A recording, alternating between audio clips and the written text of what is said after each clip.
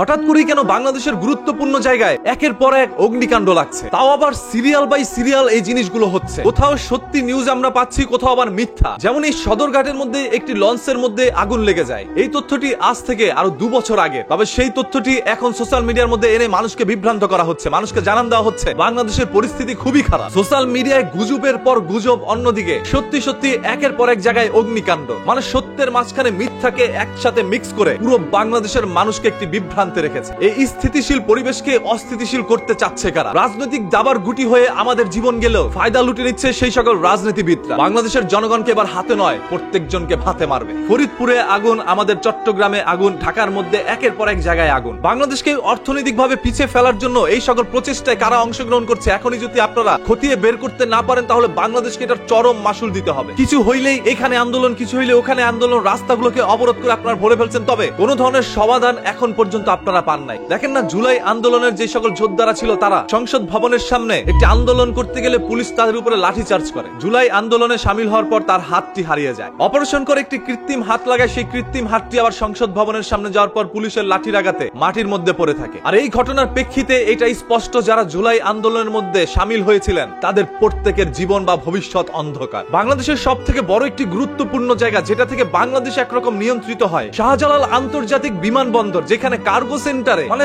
সকল ব্যবসায়ীরা যেখানে মালামাল এনে রাখে, সেই জায়গাটাই পুরো ছাই হয়ে যায়। ব্যবসায়ীদের মাথার মধ্যে হাত পড়ে। একদিন আগে যে কোটিপতি ছিল, এক রাত না কাটতে সে ফকিরে পরিণত হয়। ধরেন যখন এই আগুনের সূত্রপাত হয়, তখন সেটা তো ছোট্ট ছিল আকারে, এবং ওইখানে এত এত পরিমাণ ক্যামেরা আছে যেগুলো সব সময় নিয়ন্ত্রণ করা হয়। নিয়ন্ত্রণ বক্সে কেউ না কেউ তো ছিল যারা এগুলো দেখছিল, বা যদি নাও দেখে থাকে খবরটা তো পেয়েছে। ওইখানে অনেকেরই দাবি, যখন এই অগ্নিকাণ্ডের সূত্রপাত হয়, তখন ওইখানকার কিছু সংখ্যক লোক বলেছিল, ভাই আমরা ওইখানে ঢুকে আমাদের মালামালগুলো সরিয়ে নেই। তবে ওইখানকার কর্মরত কিছু সংখ্যক লোক বলছিল, ভাই উপরে নির্দেশ ছাড়া আপনারা এখানে ঢুকতে পারবেন না, পানিও মারতে পারবেন। এইভাবে বলতে বলতে ঘন্টার পর ঘন্টা সকল জিনিসগুলো পুরো ছাই হয়ে যায়। আর এতে করেই তারা বলছে এটা পরিকল্পিতভাবে ঘটানো হচ্ছে। রাজনৈতিক মহলগুলো থেকেও অসংখ্য নেতাকর্মীরা বলছে বাংলাদেশে যা হচ্ছে সবকিছু পরিকল্পিত, যাতে করে ডক্টর ইউনূসের উপর একটু চাপ যায়, মানুষ যেন বুঝতে পারে ডক্টর ইউনূস এই দেশটাকে কন্ট্রোল করতে পারছে না, তিনি ব্যর্থ। আর তিনি যখন ব্যর্থ, তখন যেই কেউ একজনকে এখানে বসাতে হবে। হ্যাঁ, আমারও মনে হচ্ছে ভাই কাউকে না কাউকে বসান, এগুলোকে নিয়ন্ত্রণ করুন। ডক্টর ইউনূসের সব থেকে বড় ভুল হচ্ছে, তিনি বাংলাদেশের তত্ত্বাবধায়ক সরকার হওয়ার পর থেকে বা অন্তর্বর্তীকালীন সরকার হওয়ার পর থেকে বাংলাদেশ আইন শৃঙ্খলা বাহিনীকে তার কন্ট্রোলে নিতে পারে না। এখনকার জনগণ, রিকশাওয়ালা, ভ্যানওয়ালা, রাস্তার টোকাই পর্যন্ত